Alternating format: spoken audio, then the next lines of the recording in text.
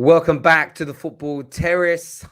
Another Wednesday afternoon show. Jess joins me now live from LA. How are you? I'm good. Thank you for unmuting me. Very nice of you, especially since I'm the host of the show. You should be muted and I should be talking. Co-host. Let's not get ahead of ourselves here. Co-host. Audience, I hope you are well. We've got an action-packed show for you. Really looking forward to some of these talking points. We're going to touch on Manchester United last night, Varane's injury that's come to fruition today. What's Ollie doing? Destroying these players, rushing them back. We're going to talk Unai Emery and his rejection of Newcastle United. We're also going to have a little bit of a chat on Harry Kane and is he going to be back? Is he going to return to his same scoring form under Antonio Conte? Lots to jump into. How you doing, Ryan? Hope you're well, mate. Hope you're good. Everyone in the audience, I want a little thing for you as well, everyone watching. Where are you watching from? I want to know either the town, the city, the country, whichever one you want to put in. Where are you watching from right about now? We've got another competition starting for you today on the Football Terrace. Also, we'll give you a little bit of an update later where you can win a brand new Xbox. We're going to give one away on the Football Terrace. Maybe today, depends if somebody gets the answer right, but we're giving away a brand new Xbox on the Football Terrace as well for all of our super chatters. You'll all have the opportunity to enter that today.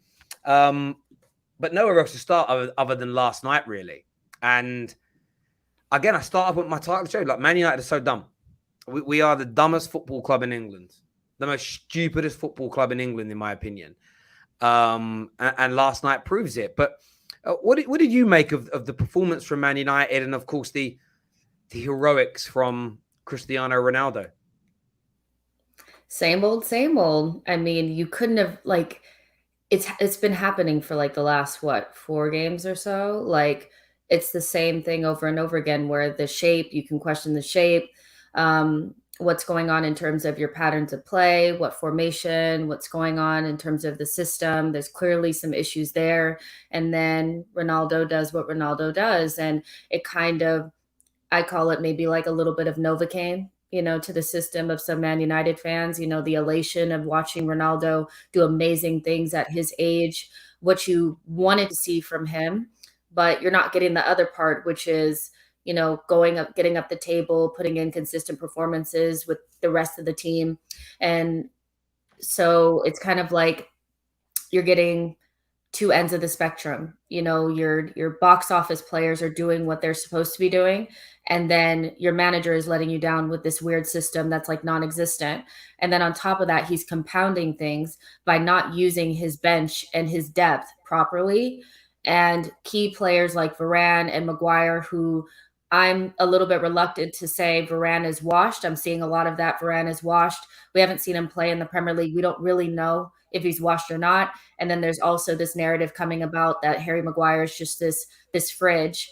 I do think it's funny, obviously, because I'm a rival. It's funny calling him a fridge, but he's not a bad defender, and he's been rushed back from injury, and that's just all it really is, isn't it? But Ollie's making really strange calls, like going out of his way not to play certain players, stick with some other ones that are injured, and then not really solving the main issue, which is what is your system and what are you trying to accomplish on the pitch?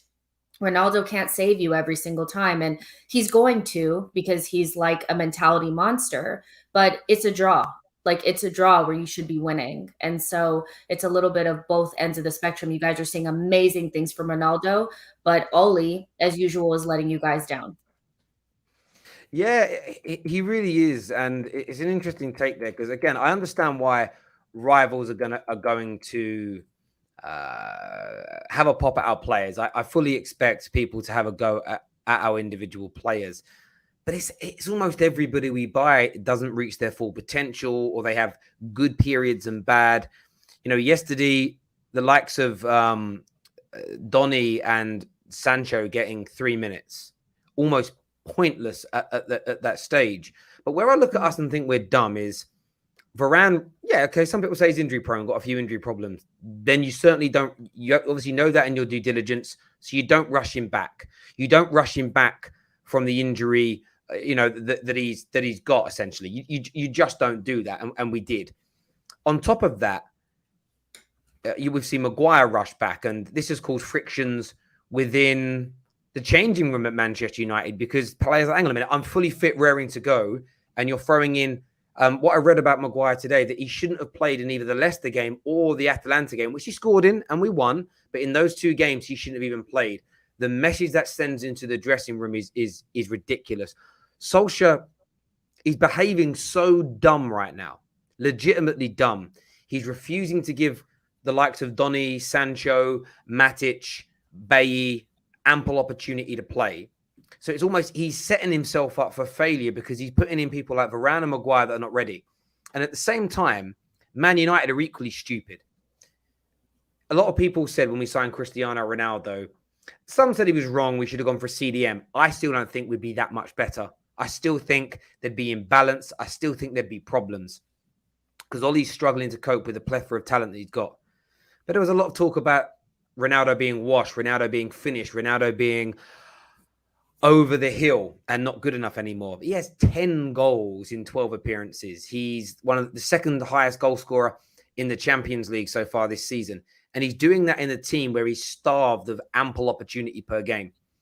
And this is how you know Man United are dumb. They've given Ollie this stay of execution. They've given him all this praise in the press about they were happy with his change of style recently. They're happy with how he's managing things. They're either stupid or they're lying to us. And in my own head, I'd just rather believe they're stupid right now, because if you give Ronaldo and Bruno and Varane and these players a good quality coaching and a top class manager, who knows what they could achieve? Who knows what with a player like Ronaldo, who is inevitable, he's doing it in Ollie's system. Could you imagine what he would be doing at Man City this year? Can you imagine I keep hearing this notion that the Brunos and Ronaldos would do less in more structured teams. What, more structured teams that create more opportunities? I just see it as bullshit for me. And I'm just, that's what kind of angered me this morning when I woke up. It wasn't we came back. It wasn't, and it was the fact that we've rushed Varane back and he's now out injured. We're running the risk with Maguire picking up more injuries. So many of our players look like they've regressed this year. We've had 2 good performances out of 15 games. We've got some brilliant attacking players that have got no real structure to their play because of how we're set up. And we're kicking a can along the street. We've got no real direction. And the most painful bit is this. I can't celebrate what Ronaldo did. I almost can't celebrate it anymore because I know for a fact, for a cast iron fact, we're delivering nothing this year. Nothing. There is going to be nothing at the end. There is going to be nothing at the end of this season for us to celebrate. So and for me, and maybe I'm a spoiled Man United fan. Maybe I have to lower my expectations. But to have the quality of player we do, but to know in my heart of hearts that for all the goals that Ronaldo will score, all the creativity that Bruno will produce, there's nothing at the end of it. I can't get my head around that. For me, it's just dumb from the manager and stupidity from the football club. Yeah, it's kind of like, I think over the years, Man United and Arsenal have had some similar issues, obviously on different levels, depending on what you think. I mean, Arsenal's been really declining for a long time, and Man United has kind of stayed up there, but definitely underachieving. But what you kind of see is a lot of money spent, but not a lot of return on that investment. You just don't really see it. It seems like you're playing the game like everybody else, but why is it not coming out the same way? Liverpool and Man City, they pretty much, and they've had some flops. Like, let's be real. Like, some of their players that they bought haven't worked out. But for the majority, there's always looked like there's been a plan. Most players are playing in their positions and they're getting the absolute most bang for their buck because they have a plan and a structure, and it starts from the top. And I think what you see with Arsenal and Man United, we kind of always are looking at the managers and what can they do. And of course, Ole Gunnar is to blame for some of this. Of course, Emery was at some blame for what was going on at Arsenal. Arsene as well, Arteta at the beginning, of course. But it still comes from the tippy top. Ole Gunnar shouldn't be there. It's not his fault that he's still there. He should have been sacked a long time ago. So I think there's micro issues, obviously, about Ole Gunnar getting some sort of system in place and getting the most out of blah, blah, blah. But ultimately, when the structure is falling apart or there is no structure, you're not going to really get the most out of anything because there's no plan. So I think you have a lot of really good players. You can get more out of them. But ultimately, with the executives, the way that they're moving, it's just looking like a mess. Like, it really, really is. And it's manifesting itself on the pitch. So it always goes back to kind of what you said about we're always going to look at the manager, but really it's a bigger issue. And I think because they're not going to hire the right manager too. I think, Ollie for me, sorry to interject. Ollie for me, I remember doing this on a management course, and they teach you, and one of the phrases they used about some people in the workplace is they can be unconsciously incompetent. So they don't know that they're not good enough. And Ollie for me right now, I think he thinks that he is. He thinks he can turn it round.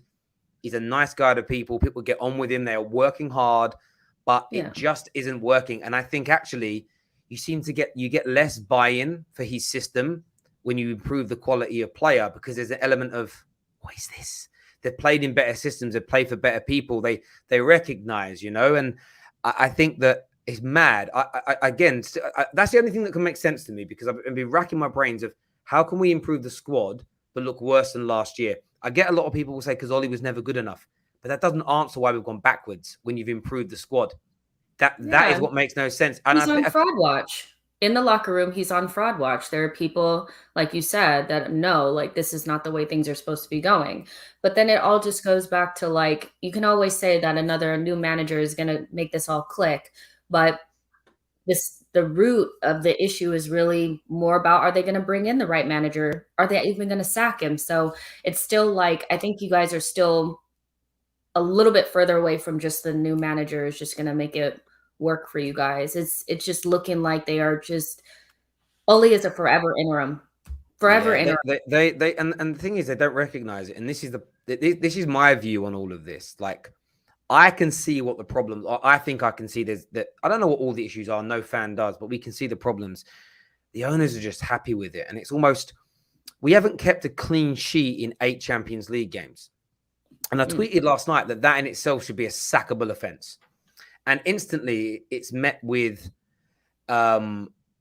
it's met with, no, it shouldn't be. So if you won, you could win every game in the Champions League 2-1 and you'd have 13 games on the bounce without a clean sheet. Why is that sackable? Because obviously if you won all 13 games, you'd win the Champions League.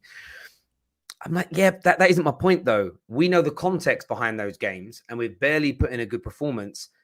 And against the bigger and better teams, we ain't coming from behind. We saw it. We come from behind and beat Atalanta 2 weeks ago and got smashed by Liverpool. We nearly beat them last night. Donny van der Beek had a great chance after we went to 2-2. We could have nicked that game again and gone, we did it again. When we play the bigger and better teams, we're going to get beat. We're going to get destroyed. So as I've said, the context of what we've seen, we're not aliens who've not seen Man United play those 8 Champions League games. We've watched every match, every minute. No clean sheet. We're not winning the damn thing. It's impossible for this Man United team to win it. So I almost feel like, what's the point? I just feel like I'm on a hiding to nothing. And I know disappointment is coming. I can sense it. When it's Chelsea, Liverpool, City, they go into every game, especially when it's knockouts, there's a chance they win. A real bona fide chance. And when there's no hope for Man United right now. And the only word I can use to sum it up is Ollie and Man United are both dumb and stupid at the same time. And it's just absolutely embarrassing for me. I want to go to the viewers, see what they're saying on this now. Ollie in the dressing room says, go out there and enjoy yourselves. Express yourselves. Ollie cannot manage players, always rushes players most of the time and sticks to his favorites. Doesn't have guts to make subs at half time to replace bad players, is what Jay's got to say. Orange Dragon says, love her. I love her too. I think a few people are saying they quite love you, Jess, which is, look, here we go from Prince. Big up there. Thank you guys. That Ajax shirt, there's a nice little compliment in there. CONTE, we are going to get onto CONTE a little bit later, people. By the way, we're closing in already on nearly 200 likes, which is absolutely amazing. So keep smashing that button for us, my wonderful people. Man like Tom says, Arteta should have been sacked last season when we got knocked out of the Europa League, is what Tomin's got to say here. And we can touch on that a little later. Man like Flicks says, hope you're well, man. Big up the Spurs. Hope you're doing well, brother. Be good to get you back on the show soon. But that's my take on Ollie. We are going to take some calls later if you want to speak about that and have your say. Remember, we are running a competition. Do the competition later on. Actually, I want to introduce the competition now. We've got a new competition that's starting today on the Football Terrace where you've got the chance to win a brand new Xbox. Let me tell you about it right about now.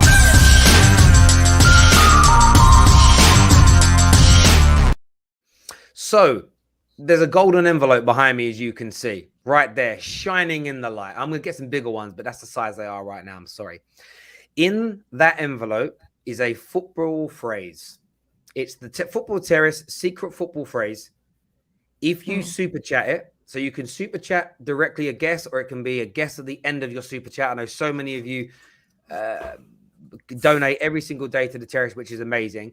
If you guess it right, we will be giving away a brand new Xbox, to whoever gets it first, whoever guesses the secret phrase first. Now that Xbox will go to you.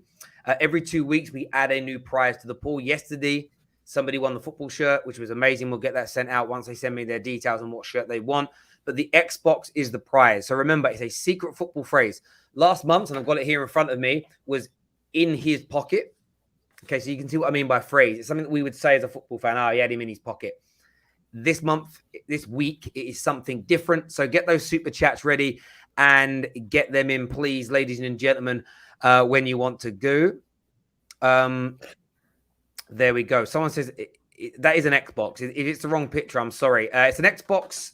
I'll tell you what, I don't know enough about computers. I'll tell you what it is because it got ordered today. I'll tell you what it is right now, right? It's an Xbox. All right, you guys tell me what you want. Basically, you can pick whatever one you want, essentially, if you want a certain type. But it's an Xbox series. It's like a 1 terabyte. It's got an Xbox One with a 1 terabyte console is what I was told they're going to get. I was told that was good. If you guys want something different, let me know. And that's what we'll order. Someone here, is it a Series X or a 360? Which one's best? We'll get you the better one. Like, it's cool. Like, we'll get it for you. No worries there. Shane here says, Terry, I see us getting pammed on Saturday. And listen, you may not be an Xbox player, but you can just sell it, can't you? It's free if you win it. Do you know what I mean? Just sell it. But it's a prize. Yeah. It's what the prize is. It's what the prize is. We're going to be adding more to that later on down the line.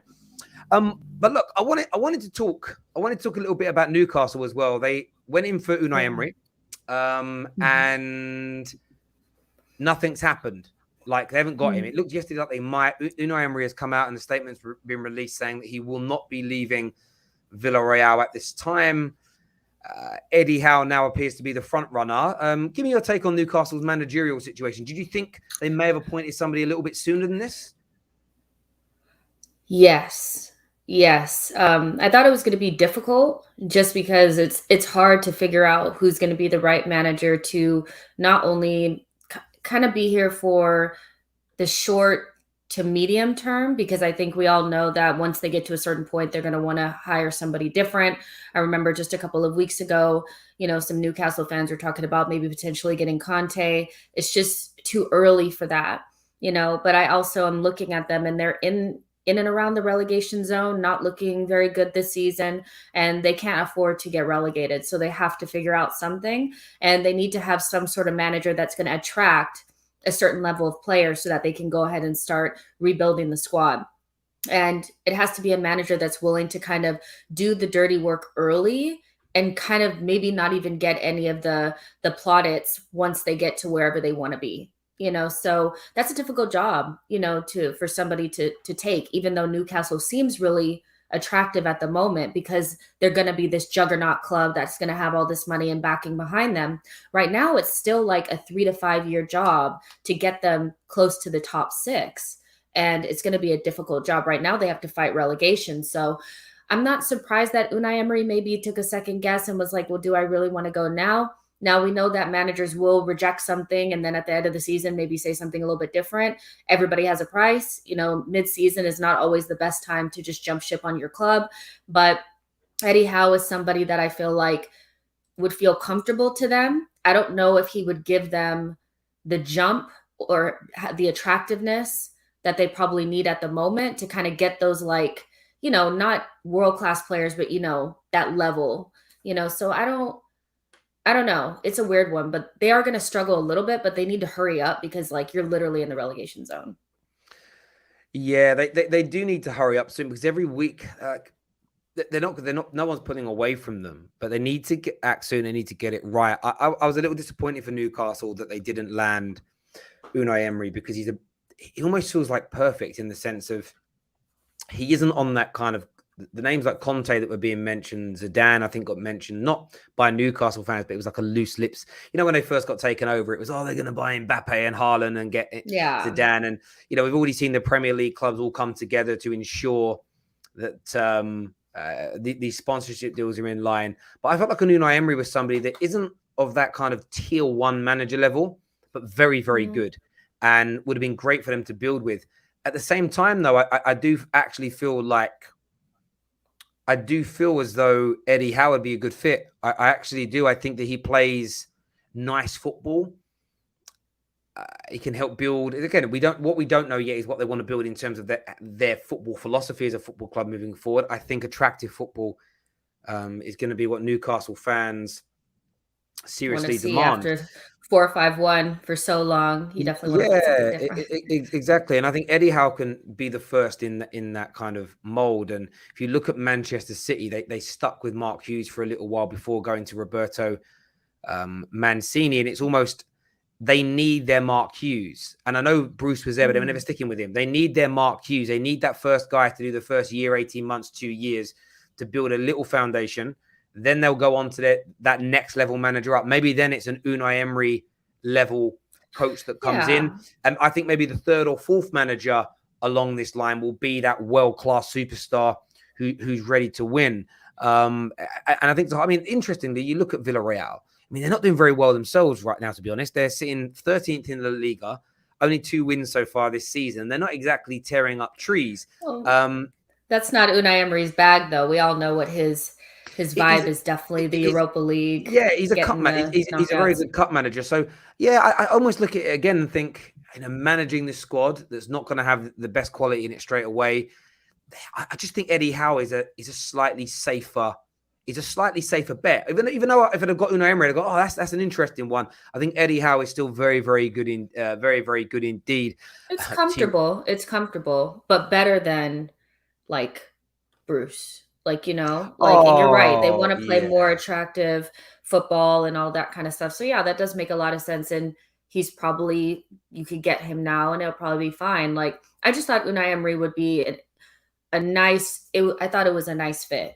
I thought he kind of had the Brendan Rodgers about him, where he had been at a big club before. It didn't really work out. He's worked at middle of the range clubs and been successful. So I thought it was kind of that. And I kind of felt like they could take that jump, but maybe they do need somebody just a step below, something a little bit more comfortable. But nevertheless, they need to hurry up, No, without a doubt. We have a guess here from George. George says the secret phrase, "Here we go." It's not "here we go." So that is not the secret phrase. You know what, Jess? We've done it yesterday with Lee, so we'll give it to you. We're limited, though. I'll give you 2 free guesses while we're on the show for you to win the prize as well, if you want. If you want 2 free guesses to guess what's in it, Jess has no idea what word is in my envelope as well. So you want to have any guesses? The word or phrase? The phrase, the secret phrase, the phrase. Yeah, it could be one word. It could be a series of words. It's just a phrase, football phrase. It's a football phrase. There are many, many of them. All cliches, really, but there we go. That's football phrases for you. I can't think that quick. Yeah. Eddie, this is what I love about contrast opinions. Eddie is not the man for the job, followed by Eddie Howe is the perfect choice. They just love that with football fans. Eddie Howe is a good shout. It's an interesting one. This comment says Potter is best suited to Newcastle at this time. He knows how to win a relegation dogfight. He recruits fairly well and knows how to instill a system. But in fairness, Eddie Howe does. Eddie Howe you've got to remember that the budgets and everything else at Brighton, when you're dealing with the level of quality, they had Charlie Daniels as their main left back most of the time in the Premier League, barring injury. They never really had the overall quality to stay in the league. They weren't spending big. They weren't, and everything else. And people don't realize keeping Bournemouth in the Prem for 2-3 seasons from a retrospective point of view, it's a colossal achievement. It really is. I don't think people understand the size of that club. I know that they obviously earned Premier League money, but they were saving most of that. The money that Bournemouth earned during the Premier League era that they've tucked away and saved, that keeps their club safe and alive for the next 50 years. That's what they were doing, because there was no guarantees it was coming back. And I think Eddie Howe could do a very good job. It's all about stock, though, isn't it? because I remember maybe 18 months, 2 years into his Prem life, and Eddie Howe was being spoke about how Graham Potter is now. I remember that. Arsenal fans wanted him, United fans spoke about him, and now it's like, he got relegated. He can't be that good. It was like when Hasenhüttl like beat Klopp and he cried and everybody was like, yeah, this guy. Now who really wants Hasenhüttl? Like they go through these trends and these fads, and Eddie Howe is a good manager. Like he's been through some difficult times, like, but good manager and gettable. I have this weird feeling that Graham Potter is going to end up at a Leicester-y type of place when Brendan Rodgers leaves that place. So yeah, it would be really interesting to see in the next couple of months where some of these managers, or next couple of maybe years, where these managers end up. But I think Eddie Howe's a good shout. I just thought that maybe they'd go for an Emery-ish signing. Yeah, managers are such an interesting one because I remember Owen Coyle at Bolton being spoke about. His name was mentioned around big jobs. Martin O'Neill was meant to be Fergie's replacement. He was the guy that everybody felt, he would come up and he'd be this world-class manager at some point. Again, he's done all right. I mean, Roberto Martinez, when he was a young manager, was the Eddie Howe in the Prem of his time. He was playing. I think he was the guy that first brought that lovely football to Swansea, if I'm not mistaken, before Brendan Rodgers was there. Again, this just keeps happening. And it isn't to say these managers are not good, but it's fashion, isn't it? It's like one of those things. It's like, people are fashionable at some point and whatnot. But yeah, I think it'll be an interesting one to see who they get. Let's have a look at some of these comments here. Howe's biggest signings at Bournemouth were very poor, is what Geordie for Life has got to say. Eddie Howe is a safe bet.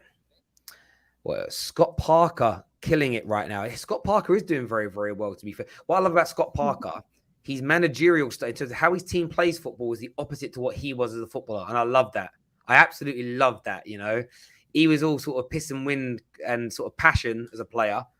And his teams play quite silky football. It's very interesting. I was really pulling for Fulham last season. I really wanted them to try to escape because I thought that they played good football. Like they did. They played good, decent football, and they probably should have been able to stay up. They just couldn't score goals. But yeah, like he did really well. Like I just don't think that they did enough. Like I remember like their whole team, when we played them on the first game of the season, we beat them up. And then the next time we played them, they had a whole different team. Why do you wait until you actually get into the Premier League and then start changing your team up after you got battered and you're in the relegation zone? It was weird. He got shafted, but I mean, he's not a bad manager either. I mean, none of these managers are like really that bad. Well, maybe they are, but I mean, some of them, they're okay. But I think players think about managers. Like you said it earlier about Ollie, the dressing room are on fraud watch. I think managers go through periods where I respect this guy so much. Otherwise, Jose would never have lost his powers. There comes a point where, we know what you've won in the past, but to quote the brilliant Eddie Murphy, what have you done for me lately? What are you now in the contemporary sense? And you see this in all sports. There are some boxing trainers who are the ones that everybody. It was a few years ago. There was a trainer called Adam Booth in the UK. He was like the guy on everybody's lips. He had 2 or 3 world champions. He was flying high. He's still a very good trainer now, but he isn't the guy that when you watch a lot of the shows, everybody's talking about. It's just fashion, really. We have another super chat here that says the phrase, he has a sweet left foot. That is a good guess. It's a very good guess, but it isn't the secret phrase in the golden envelope behind me. If Arsenal and United switch managers, how will the teams do? About the same. To be honest with you, I think Arteta would do better. He would at least have a system going. Come on, let's be real. Let's be real. He may do. The one thing I would say is that there's a lot more pressure managing Manchester United in terms of having to win. In terms of it's the bigger club.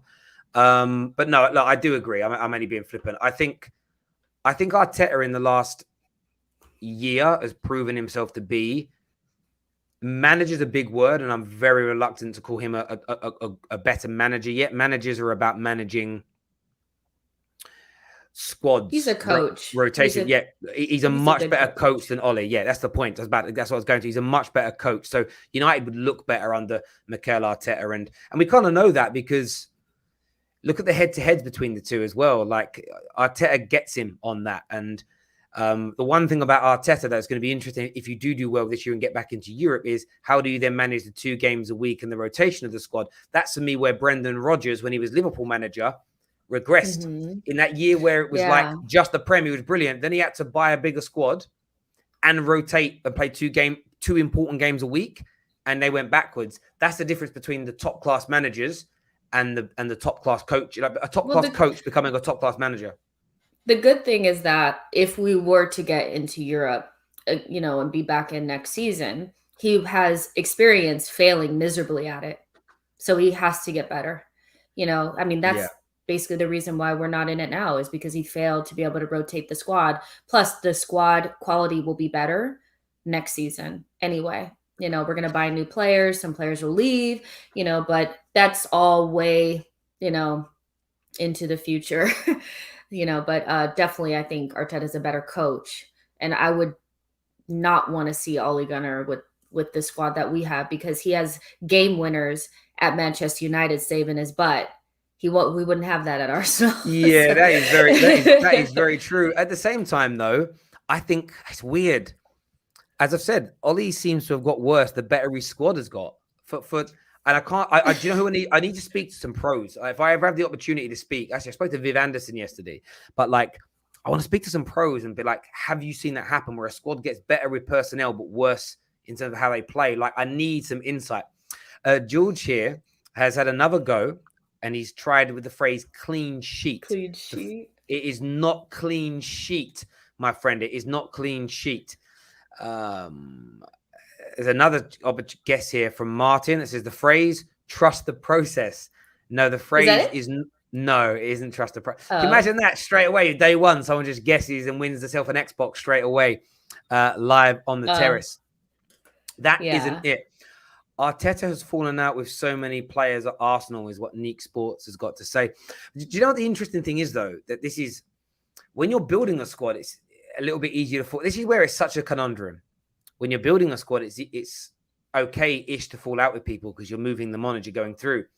If he was to fall out with this squad, like if he falls out with Ronaldo, who knows? Like, they're not going to get rid of Ronaldo over a manager. But now I do think we'd play better football, Man United, and I just want a better coach right now. I look at it now, I think there are at least, I haven't counted properly, but there's at least 15 managers in the Prem that are better than Ole.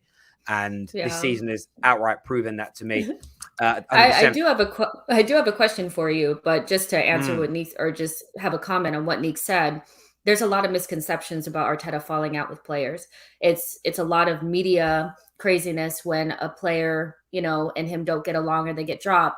But there's never any talk about how they come back into the squad. Ainsley Maitland-Niles just came back into the squad after he was out. Kolasinac after he was out, back in. Really, the main ones are Mesut Ozil. And if you look at what he's doing now at Fenerbahce, I think you can probably guess that let's be real. The guy is not, he's 32 years old and he looks like 80. Like, come on. And the guy is not, he never had the best attitude. Like, I'm not even trying to be rude to Mesut Ozil, but he didn't. And he fell out with Aubameyang. Does Aubameyang look like a player that hates Arteta now? There's never any talk about when they make up. It's always about when they fall out. But would you take Moyes now if you could? Now that you see what he's doing with West Ham, is there enough? Would you? Yeah, again, no. I wouldn't personally. I wouldn't. And it's that. Do you know what it is though? The David Moyes situation is a prime example of why I say on paper you'd say Arteta, but when you have to win and you're in that pressure cooker, and I'm not putting Arsenal down here. You're a massive club. You're a giant club. Man United is different, and I mean it in the sense of. I was listening to what Berbatov said when he was like going away with Man United. It was like Beatlemania. The way you're spoken about, the pressure that's put upon you, everything is a crisis when it isn't perfect, and that necessity to win every game. You get it at Real Madrid, you get it at you've developed that at Barcelona. Man United have it. It doesn't really. Chelsea to a degree have created it almost upon themselves by like being that ruthless. It just isn't like that at other clubs, and even the other big clubs are not to that same degree where the pressure is so high. Having to win is a mentality changer. And there was a comment I read earlier. I missed it. It's gone now off my screen. But it said Lampard did the same as Ole. He got a better squad and went back. Yeah, the second season Lampard was there with a better squad. It went backwards. And I'd love somebody with a deeper football one to explain that to me, because for me, it's almost, it feels like the expectation killed them. Maybe the players are a better ability, so they expect a higher quality of coaching. And there's almost this, whether it's conscious or subconscious, rejection of the ideas because they're just not quite good enough. I don't know. Sometimes I see, it seems like a top chef. They might try a normal person's cooking and they sometimes act like they're going to be sick. Maybe it's because they eat food that just because the way they make it, it tastes sublime. Anything like at normal standards actually does taste vulgar, but we don't notice because they're used to eating shit because we're not that great at cooking. Like maybe there's something in that somewhere. Tarek here says the phrase is top bins. The phrase is not top bins, but that is a good guess. Well, one second here. Is the phrase they think it's all over? It's a good guess, Mike Hill, but it is not they think it's all over. Joshua here, one of our long-standing super chatters, says Arteta would not be able to handle the egos at Man United, or at least Ollie can deal with Pogba's agent.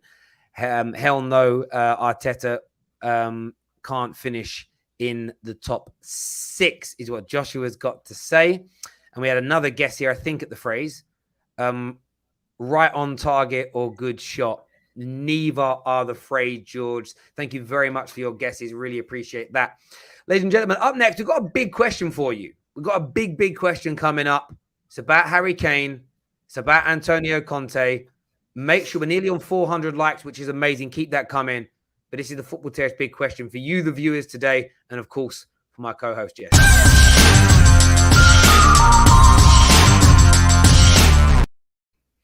So, will Harry Kane be back under Antonio Conte? Reports today that he is excited, he's enthused, he's over the moon with the appointment, and he's really looking forward to working with him. But in your opinion, will Harry Kane be back to his best under Antonio Conte? I would say yes. I think that if Jose Mourinho can get a tune, and a really good one, out of Harry Kane, I think he had one of his best seasons under Jose Mourinho. I think, why not Conte?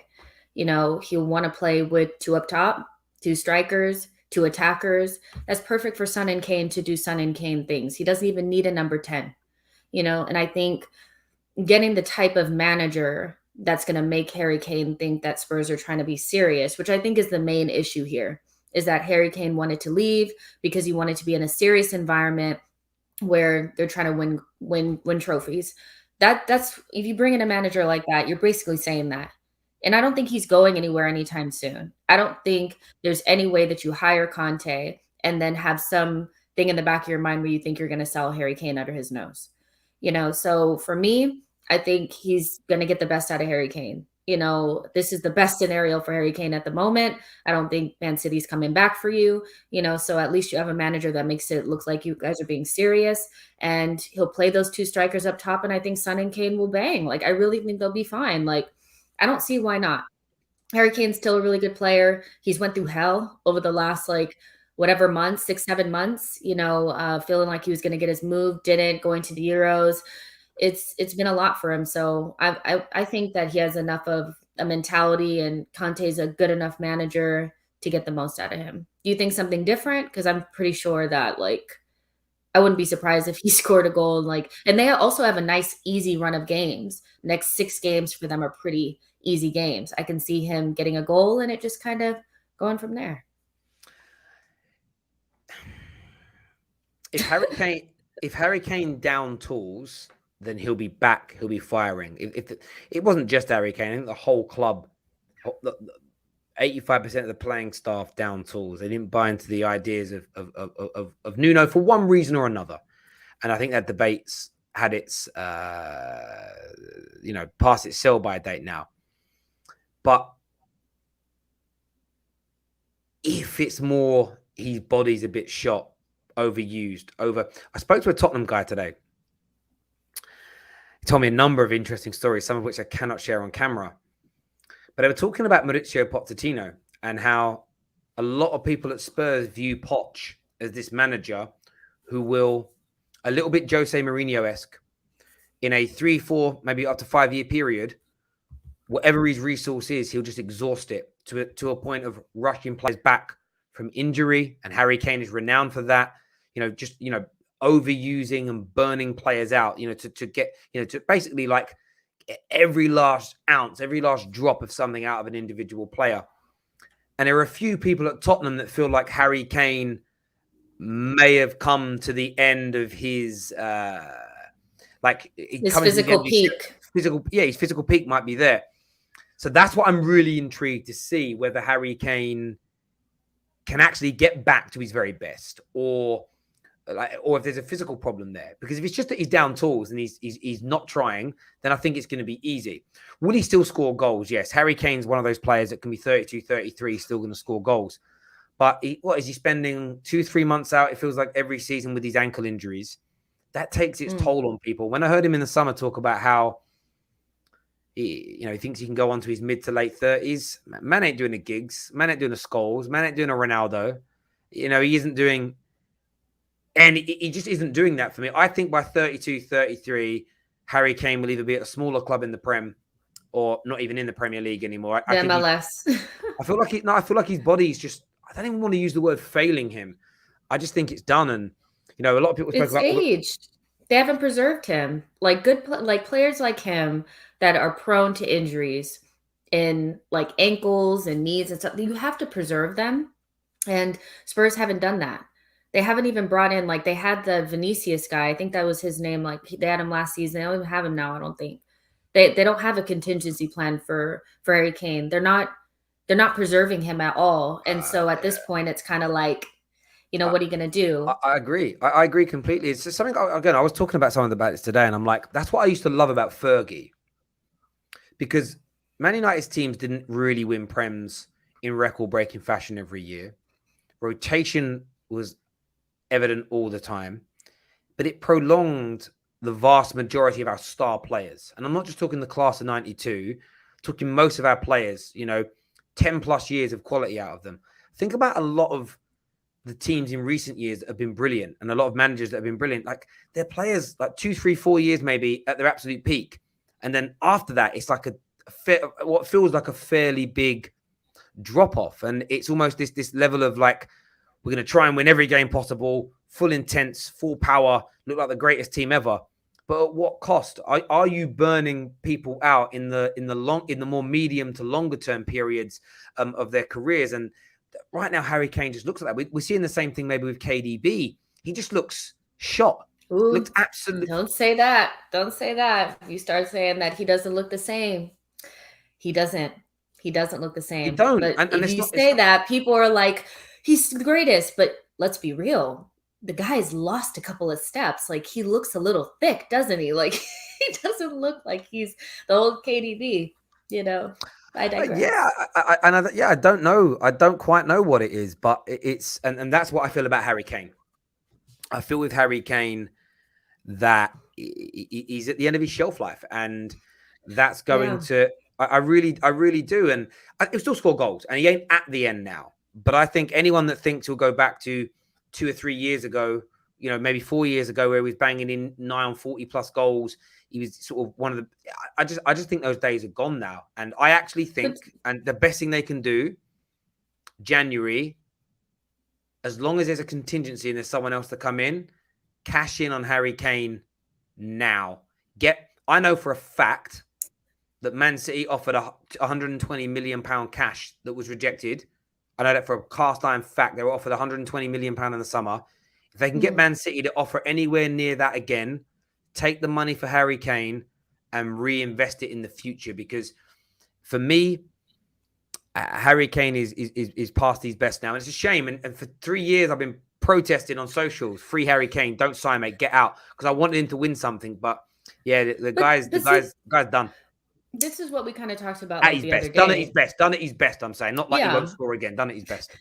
This is what we were talking about the other day. Like, some players just have a good 3 to 4 years where they're at the top of their game, and then that's kind of it. And that's what you have to expect. That doesn't mean that he's a bad player. It's just, it's hard to be at your peak, especially when you get injuries for like 5, 6, 7, 8, 9 years. A lot of players don't do it. But Manchester City is a very, very smart club. And I was thinking about, like, tweeting this out, but then I was like, let me not, because I don't want people coming for my neck. But if I'm Man City and I'm watching Harry Kane now, even though he's down tools and we're a quarter way through the season, there'll be some interesting players available in the summer. I know they're not really scoring a lot of goals, but am I going to spend 100 and something on Harry Kane now?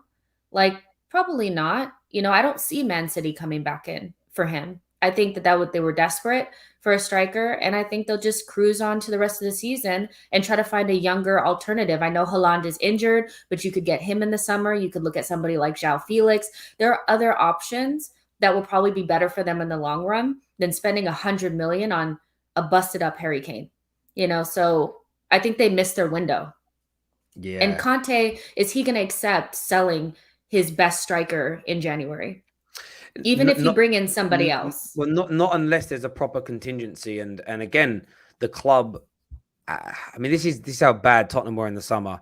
They could have signed Lautaro Martinez, which would have been a great signing. Plus, it would have maybe stopped Lukaku leaving Inter.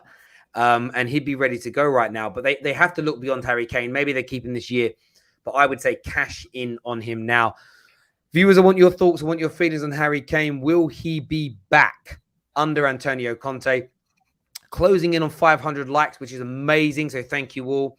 Yasin here says the phrase is without a shadow of a doubt.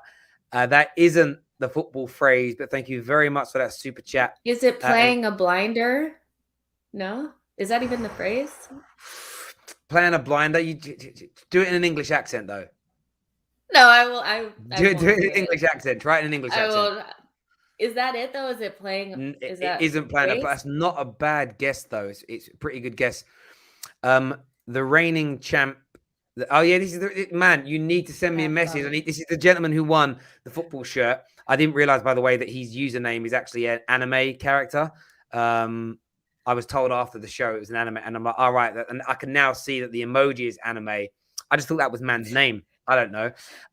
Terry doesn't like anime, but he likes Harry Potter. We went through that the last time around. Do you know what it is? People just can't take my jokes, man. It's just a joke, isn't it? Like, I just like making people feel. The phrase is not half volley. It is not half volley, but a really good test. Remember, ladies and gentlemen, if you are tuning in, we are giving away a brand new Xbox, 2 control pads, and I'll throw in a game for you as well. We're giving one away. This is a picture of one. We'll have that for you.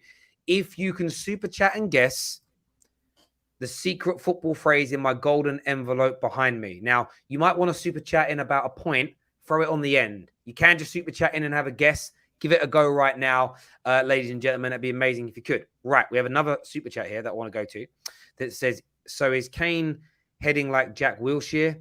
Nah, mate, he's down tools. It's a combination, you guys. It could be... two things can be true: that he's down tools, so he's still a good player, but he's just not playing because he didn't want Nuno there. But it also can be true that he's not at his physical peak, and we've kind of seen a little bit of a slowdown. There were questions about where Harry Kane was in terms of his physical, where he was physically during the Euros. Like, this is not a now conversation. This is something that has been over the last 4 or 5, 6 months. So I think it's a little bit of both. We won't know until he's excited and ready to play Conte ball, and he's out there and his ankles are busted up. So it's something that it's touch and go, but it's not out of the realm of possibility that he's not at his physical peak. Yeah, and again, if he ends up being back at his physical peak and he looks great, then I'll just say, damn, I got that one wrong. At the same time, there's being at your physical peak, and how many more bad injuries can he get?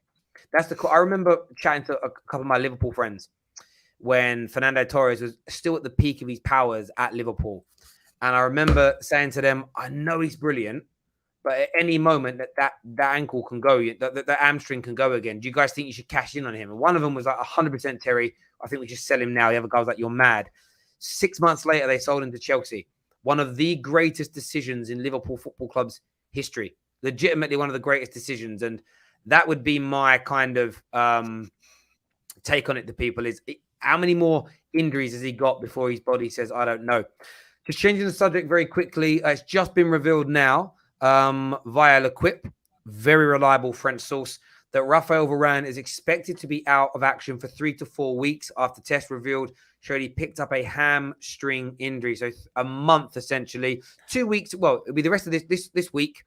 The good thing is the vast majority of that is going to be the international break. It'll be back in and around time for the Arsenal game, I believe, looking at the dates. But that'll be touch and go. And if he isn't fit, he shouldn't play. But Ollie will probably rush him back. I mean, hammies are very hard to come back from because they're easy to re-aggravate. Salah is going to win the Kane Salah and Hazard Salah debate because he is the last one standing. Well, my friend, availability is an amazing attribute, and longevity, in my opinion, longevity and consistency at longevity is the most important attribute when it comes to head-to-head player debates. Peaks are overrated. How good you were at your peaks, great. But if your peak was 1 year, imagine like you're a 10 out of 10 for 1 year, but a man below you was 9 out of 10 for 10 years flat. You're done out here. And how we know this is this, right? I always talk about who the greatest goal scorer is or strikers have been in football. Let me read you this little statistic that I put together personally last night. No one told me this. I just wanted to do a little bit of research, right? This is an absolute mad stat. Since the age of 30, since turning 30 years old, Cristiano Ronaldo has scored 322 European club goals. In their entire European careers, the original Ronaldo only scored 273 whole career. Andy Cole, 290. Thierry Henry, called the Premier League GOAT, his entire club career in Europe, 314 goals. Ronaldo scored more goals than those three players since turning 30. My point is, Ronaldo's peak's high, but the longevity element, the years in which he's done it over, are astronomical. Alan Shearer scored 379 goals in his whole career. I think by the time Ronaldo retires from European football, he might beat Alan Shearer's career. Like from 30 to say 38 is better than Shearer from being a teenager until he retired in his mid-30s. That's what I mean. Longevity is it should be the thing we look at above and beyond anything else. At the top level, I'm talking here. So yeah, Mo Salah right now, he's pulling away from both those people in that Premier League debate. Someone here. So what's someone say here? Sorry, I'm not reading that comment out. Ollie is a Trump supporter, is what Tonks has got to say. I don't know where that's come from. I don't know if that's true. That is Tonks' opinion. You don't live in America, so it's kind of... You don't live in America. He can't vote. He definitely can't vote. Yeah, he definitely if he is, vote. Then it is what it is. And in fairness, I'm going to have a little punt here. He's Scandinavian. Scandinavia, those countries are some of the most socialistic countries on planet Earth. So I doubt it. I'm just doubting it because they're quite socialistic. But we'll see. Anyway. Oh, I have to let you know before we get to the next subject that I let everybody know that I'm the new host of The Terrace. And they're saying that they'll watch the show now and they're really excited for this new change. So, yeah, good decision by you to make me the new host of The Terrace. You can buy me out if you've got a spare X amount. Like, you can buy me out. You ain't taking over. Like, who even said that? I ain't seen no one say that. It's on my Twitter feed. I'm looking at it right now. I told them I was the new host of The Terrace, and they're loving it. No.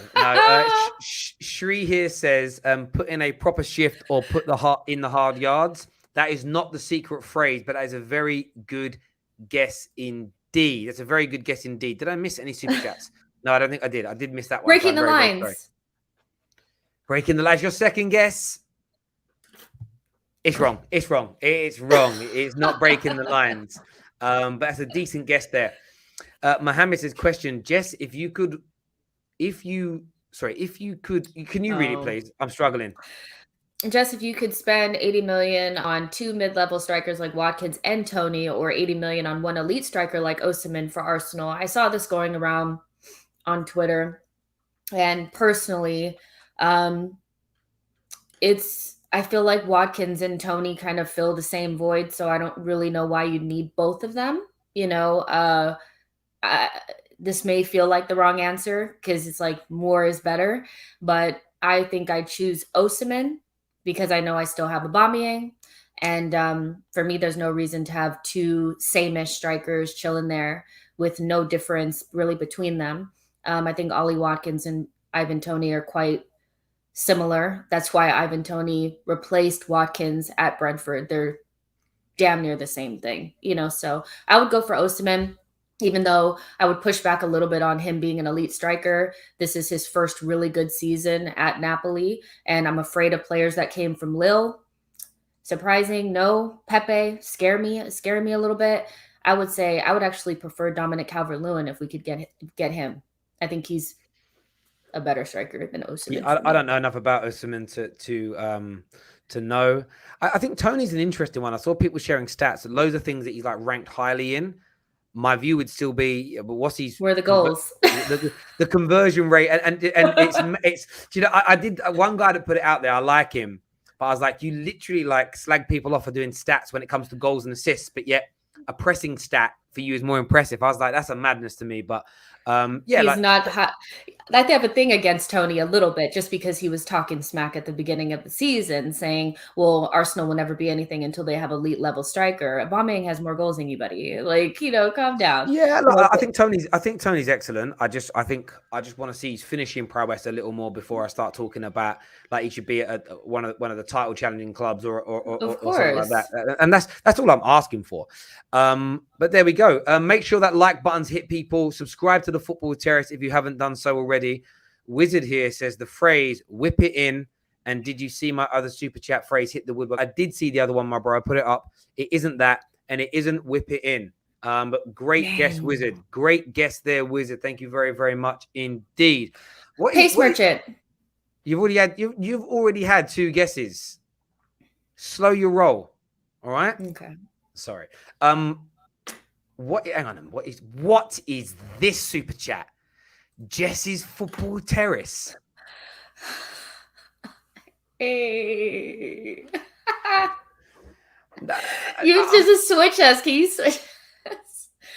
Because if you're on the left side, you're the real person. Yeah, yay! No, I'm not. No, I feel awkward seeing that. It's crazy. I can't do it. Hello, everyone. Welcome to the Football Terrace. I could do it. Is that my accent? Is that how I sound? Well, I did it in an American accent. Okay. Secret phrases get stuck in. That's a good guess, John, but it isn't. The phrase is hit a screamer. I take Watkins and a DM is what Tarek's got to say. It's not hit a screamer, but that is another very good attempt. Comment here says, phrase, subscribe to my channel, my people. Jess is the new host of the Terrace. There you go. It's official.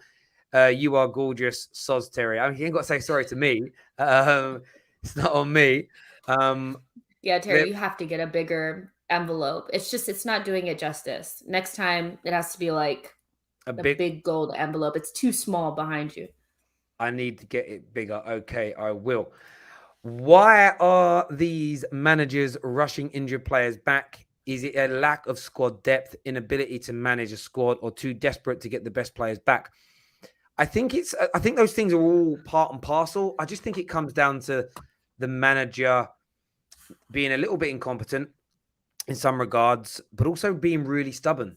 We had a report only a few weeks ago that Ollie is so determined to become successful without using Donny, as if to say, I told you I wasn't wrong for not using him. That's poor. That's if that report is true, it's just, again, I've used this word a lot this week. It's an abomination. And if that's actually going on, if that's actually true, and you're not sacked for that, because for me, it's like, that's like, I don't know. If that was in another kind of workplace, you could be in trouble for mistreating a member of staff. Yeah. Terry, the clickbait king. That is not the phrase, but that's a good attempt there, my friend. That's a good attempt. That's one of my members. When it's from a member, I'm always like, I know he's only messing. You're on mute. You're on mute, my guy, or whatever you're saying. My guy. I do say that. Right. What is the next talking point today? What we chatting about next? We haven't talked about Conte. Oh yeah, we did. We talked about Conte and Harry Kane. With the Harry Kane thing. Rafinha, Declan Rice. Where are they going? Well, if they leave, do you think Declan Rice looks? Go ahead. They have to go to better clubs, and I mean that. West Ham are doing well right now, but I want to see Declan Rice in a proper team, a proper club, a proper like a world-class manager. I think so. Again, not Man United. Yeah, I mean, I love him.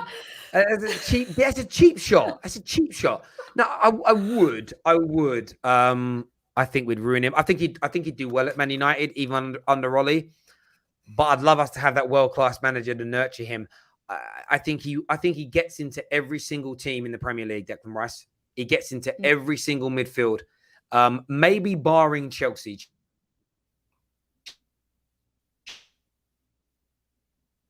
Does anybody else see that Terry's internet just went out? Chelsea, Ariel and others. What's happened to my computer? I seem like I've frozen right now. Yeah. Okay, I'm back. Yeah, I feel like he gets into. But he doesn't get into Man United either. Oh, because Ollie wouldn't drop McFred. Yeah. I hear you, but no, on a real level, like legitimately on a level, I think Declan Rice is a superstar in the making. He really £100 million still might be a bit too steep, but he's phenomenal, and he needs to get to a big club. He needs to. Yeah, I mean, I'm very slow to jump on the bandwagons of some of these players.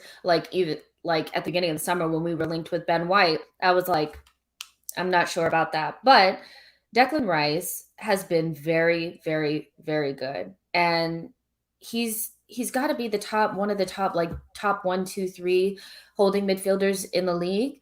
He's improved his passing. I remember we talked about this before, and you said his passing range was really good, and it is. And he's just a really good stopper. Like, he's very good at sweeping up in front of the back line and allowing the players in front of him do what they want to do. And he's only 22 years old. I mean, it's insane, but I think there's still, even if West Ham were to, I feel like the only way that this would change is if they make top 4, which I still think they may slide, towards the end of the season, but he's going to leave and go to a top 4 club.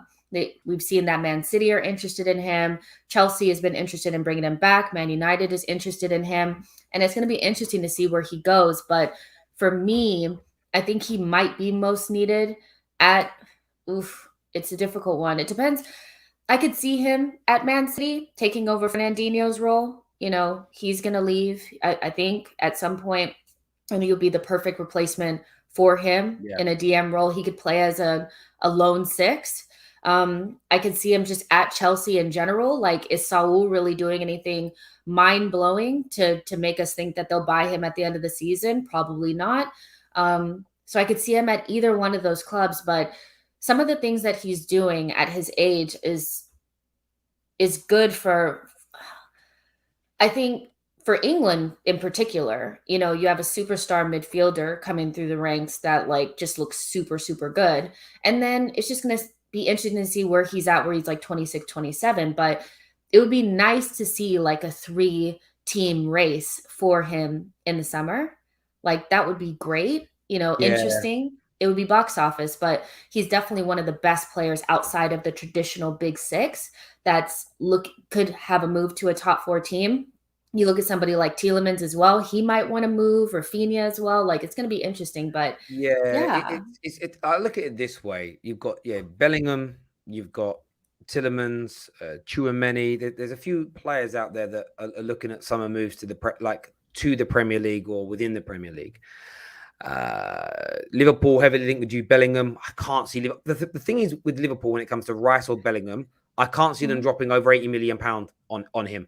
Unless they sell someone for big money, I can't see Liverpool doing it. So I think the price almost rules them out. Chelsea's just so interesting because Declan Rice wants to go back to Chelsea. That's his number one choice. Most people in football know this. But they've got Gilmour to come back in. Loftus-Cheek is killing it. They've still got Kante and Jorginho and Kovacic that are doing very well. And yes, Sal Niguez has done nothing so far. Let's wait to see the second half of the season. Maybe he kicks on. I'm really disappointed in him because I've always rated him and he's done diddly squat. He was all right in the last game he played, but he hasn't tearing up trees. But they're so stacked in that area, Chelsea. There's almost this element of maybe another club. And I think you hit the nail on the head with Manchester City. Manchester City might turn around, but okay, well, we're aging in that area. We've got this great team you can come and be part of. Sometimes it's about timing with players. Who's in your squad? How much game time are they going to get? And I think Chelsea and City are the only 2 teams realistically that will get him. I think he'll say no to Man United, especially if Ollie is still there, because we might not even be in the Champions League. He might as well stay with West Ham. At least he's in a team that's got a better structure to it. But he has to go somewhere bigger. And I think in the summer, I put a tweet out. They'll probably come back to haunt me one day where I was like, £100 million for Declan Rice. We're having a laugh because he had a bad game against Scotland. And that was me being a passionate Englishman when I was disappointed. And I still stand by the fact I don't think he's worth £100 million. As in, I think that's extortionate for a holding midfield player. But he is brilliant. Irrespective of my opinion on the price, he's amazing. And what he's doing for West Ham this year, he just looks brilliant. And he's only like 22. And he's dominating midfield. It's astronomical, really. It really is. We've got a few super chats. Is the phrase squeaky bum time? No, it's not. Would Donny van der Beek do better at Arsenal? Question to Jess. Yes, he would. Before he went to Man United, I really wanted him. I thought he's the perfect Arsenal player. I think Ajax players are more suited to play for Arsenal, obviously, because of the way that we play and all of that. And with Thomas Partey and Donny van der Beek, I think you could do something. But now that he's been at Man United, I just don't see, if he were to go on loan somewhere in January, we've been lightly linked, but I don't see Man United letting him come to us, even though in the grand scheme, we shouldn't be anywhere near them on points. We're quite close. And Donny van der Beek, for me, a midfielder changes our trajectory. I think if we were to get a midfielder that could step in for Granit, I do think we're a bigger force, so I don't see him coming to Arsenal because of those reasons, but I would take him in a heartbeat. I think he'd be perfect for our midfield. I do think we will get a midfielder, though. It just won't be Donny van der Beek. There we go. Mr. Dare I Say It Drift says Basuma for 40 mil. I can't pronounce that next name. Mizraoui, okay. For free, Barnes 55 million to Liverpool. What Barnes? Harvey Barnes, I would assume he means Harvey Barnes. I don't know. Is the phrase Soul? No, it's not. It's not. It's mad about it. I can't. This is why I'm so, every time someone reminds me of Man United, I get so upset. It's like it's November. There's two reasons. Now I'm having like genuine regrets of my career choices right now because it's November. I've got 6 months of covering football as my job to go this season. My club season's over. So I've got to sit here and watch you all be happy and enjoy your seasons and progress and move forward. I'm even not enjoying winning games or scoring good goals because I know there's nothing at the end of it. I don't know what you call it in life. You do. I don't know. It's like working all day for free. I don't know. It's just like unfulfilling. I don't know. That's what it is. It's like a feeling of being unfulfilled. But no, Mike. Thank you very much for that super chat. I digress. Unlucky. No, that's not the. That isn't what it is there. Okay, that's a weird comment. I didn't know what it means. I'm not going to put it up. Ollie out is the phrase. I can assure you, Ollie out isn't the phrase. But Bruno Fernandes is the best creative midfielder in the world. Is that the phrase? That's a fact. Is that the phrase? Why are you always having a dig at my little Bruno? What's the matter with you? It's because because I know it's a sore spot, so it's just a little. Why is it a sore spot though? Why is it a sore spot? Again, you're making me angry. Why is it a sore spot? Okay. Why? No. Don't ask your gums now. Why is it a sore spot?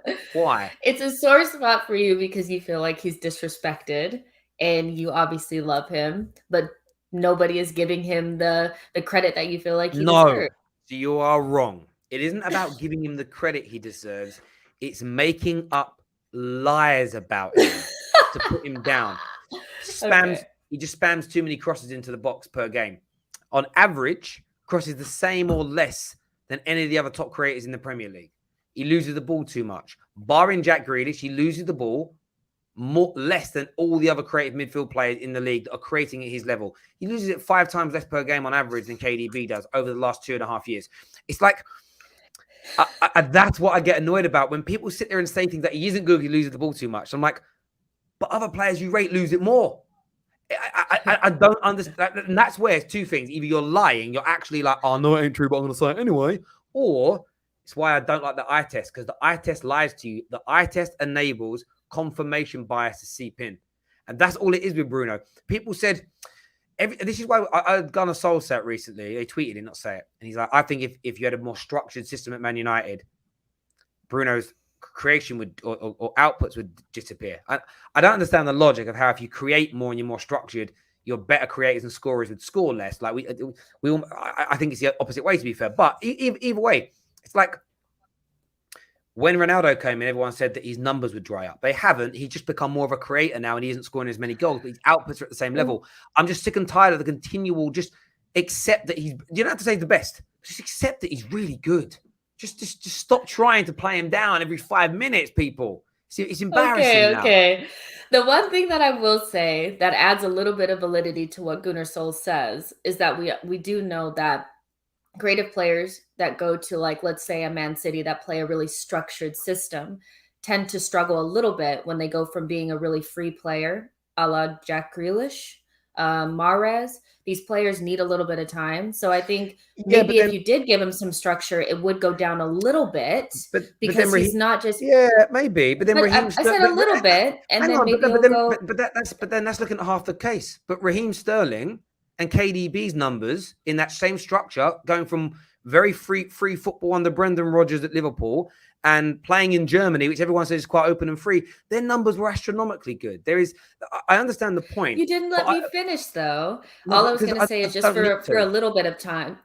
Okay, fine.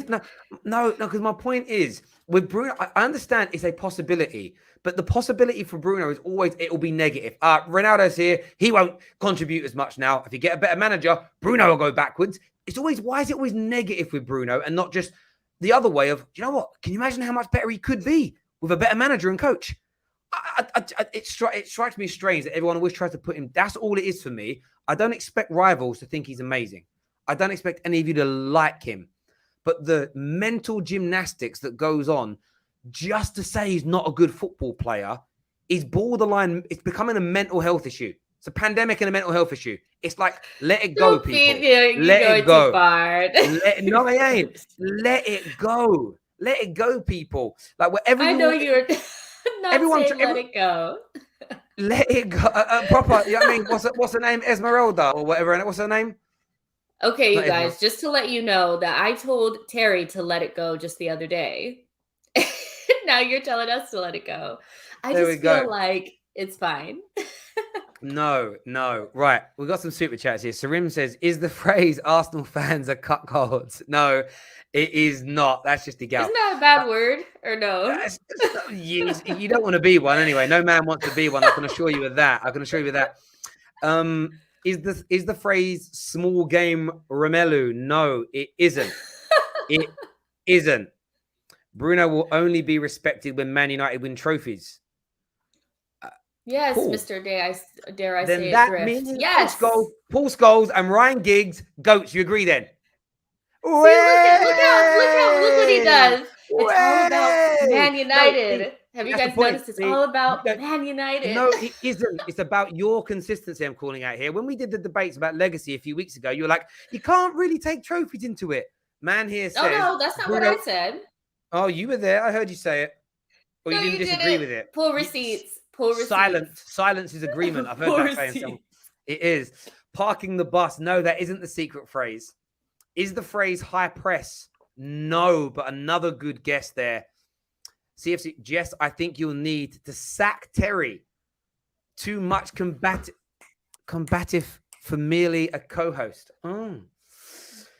Fair enough. Cheers, mate. Thank you, CFC. I know you love me, really. Terry gets triggered about Bruno like he's one of his kids getting called ugly. Is the phrase top bins. The phrase isn't top bins, Maria. And do you know what it is with Bruno? It's just, I have to just say this. No, I do get triggered. It's more like, I remember signing him when we signed him.